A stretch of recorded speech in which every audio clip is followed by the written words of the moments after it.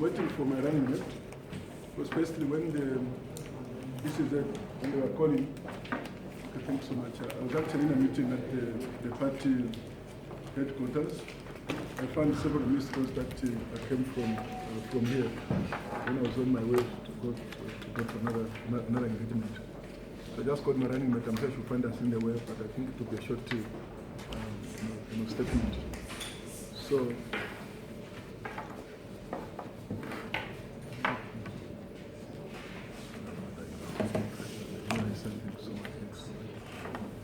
Yes, I'm here this afternoon on behalf of the United Progressive People, UPP, to sign the peace accord, predominantly because there's misinformation which is circulating in the media that the UPP did not sign the peace accord because of the preconditions which were imposed, or which we prayed for the ECZ to fulfill. That is not our position as UPP. We want to dissociate ourselves, distance ourselves from the position of the United Party for National Development, and I think another parties that did not sign because they gave conditions to the ECZ. I was part of the meeting on behalf of our party, the UPP, meeting for presidential candidates and their running mates. That meeting was called purely to address the issue of violence, electoral violence, which has emerged, which is quite unprecedented in our country. That was the purpose of the meeting. We, as a Christian nation, know that the Bible says, blessed are the peacemakers. And our view was that since the violence was perpetrated by the PF and the UPN, as evidenced by the statement that the ECZ issued, that was suspending campaigns in Amwala and Lusaka because of the violence that the PF and the UPND are practicing in their politics. That's what the ECZ said.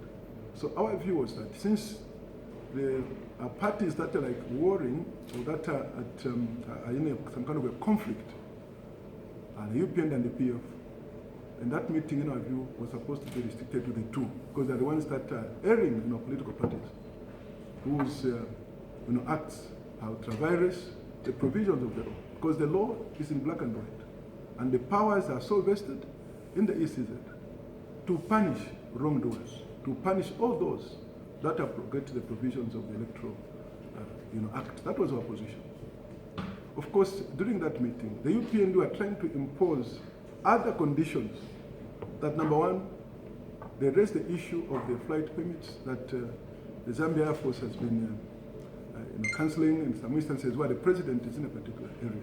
Then apart from that, they raised the issue of foreign voters that are on the voter register according to them. That was the allegation.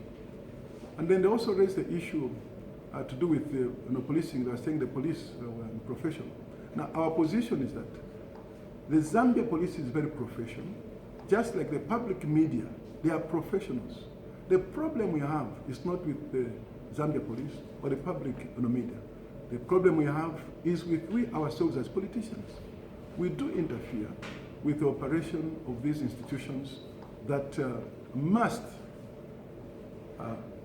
operate professionally. For instance, if you talk about the media to democracy is what blood is to a human being. In other words, it's incontrovertible that the media is crucial to the sustenance of the democratic tenets in any nation. So that was our position. So the fact that we are trying to bring in all these other issues, we believe as the UPP that the law is quite succinct on what must happen. If flight permits, for instance, are being cancelled, the Electoral Commission of Zambia has nothing to do with the cancellation of flights. Because firstly, much as the president of the Republic of Zambia is the president of the Patriotic Front, when he's in an area, he doesn't cease to be the commander-in-chief of the armed forces. He's the head of state. in any nation that you go to, we've been in many nations. You go to America, you go to Israel. If there's any VIP landing, they'll divert all aeroplanes. So there's nothing illegal about that. And the ECZ has nothing to do with that. If there are issues to do with, as alleged, foreigners on the voter register, and the UPND has evidence, our view against that, that is not the reason to advance and try to sustain the culture of violence in our elections. That's not the reason. If they have evidence, we have institutions of democracy, we have the courts of laws, we have the judiciary. Let them go to court and get even what is called an order of mandamus with that evidence to compel the ECZ with that evidence so that the right thing can be done to strike off all those so-called alleged foreigners on the register. So that is our position. It's not right to begin to bring in other issues on an issue which is totally fundamentally different from all the issues that have been trying to bring in.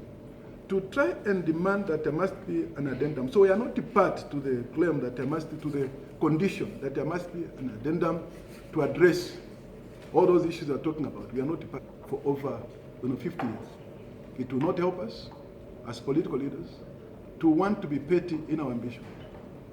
Ambition becomes petty if we have the win at all cost mentality. The ECZ, which has been said to be not credible, on account that it is serving the appointing authorities of the masters, it's the same ECZ that presided over an election in 2011 that saw the change of government from the MMD to the Patriotic Front. The commissioners who presided over that election were appointed by the MMD and of course ratified by Parliament, as all of us know. So meaning that parliamentarians, and I'm speaking as a former parliamentarian, are a party to all these ratifications. Whenever any commission is appointed by the government of the day, Parliament is a part to it. There are debates that go on in order to scrutinize the qualifications of those that are appointed to sit on this very important institution of our democracy. That is how actually it goes. So we have said, and we want to repeat, that there is no relationship between who appoints the ECZ and the outcome of elections. These men and women can be trusted. Africa has reached a level where she must mature. Zambia must mature as a nation. The maturity of Zambia at 50, more than 50, is crucial. We need to have confidence in the institution of democracy, because if we do not, we are likely to bring about a bloodbath in our nation, and this is totally unacceptable. If you look at this violence, there's finger pointing between, of course, the PF and the UPND. We know about what is called the Mpatiza formula, Chama bloodbath, and we have said this culture of violence is being sustained because of recycling of politicians who were there when the culture of violence was first introduced in 1968. From there, 1972, 1979, and it has been increasing now because these same people keep jumping. And right now, you find that those that are even accusing others, they are the ones that have the most actually, violent people in their political parties that have transformed young people in some kind of militia groups to use for them to advance their pet ambition. Let us be peacemakers, and let us have confidence in our police. Let us have confidence in the judiciary. Let us have confidence in our Electoral Commission of Zambia, which is credible. So that's why we are to sign this peace accord. You want to say something, Ambassador? Yeah.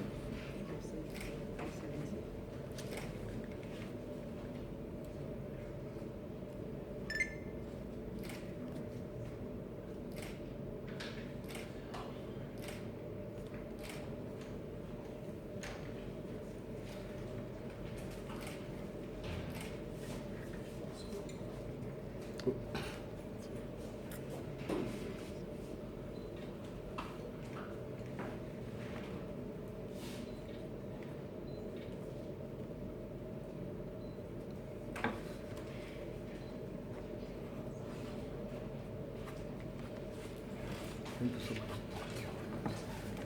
Yeah, so we've signed the peace accord. And actually, this shows our commitment, much as we do not propose or engage in any violence in any way. Our view is that Zambia must survive, and each and every Zambian must go out there to vote and ensure that what we must vote for is peace, so that Zambia can survive. Peace, the culture of peace, can only be sustained by the people themselves in each nation. Africa is looking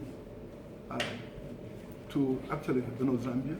The reason being that Zambia has been known to be a haven of peace in Africa. And in fact, this is the redemptive purpose of Zambia. The redemptive purpose of Zambia is to be a lighthouse of Africa and many nations of the world.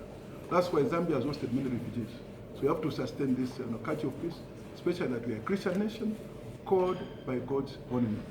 Our prayer is that Zambia continues to walk in the plan of God. Thank you.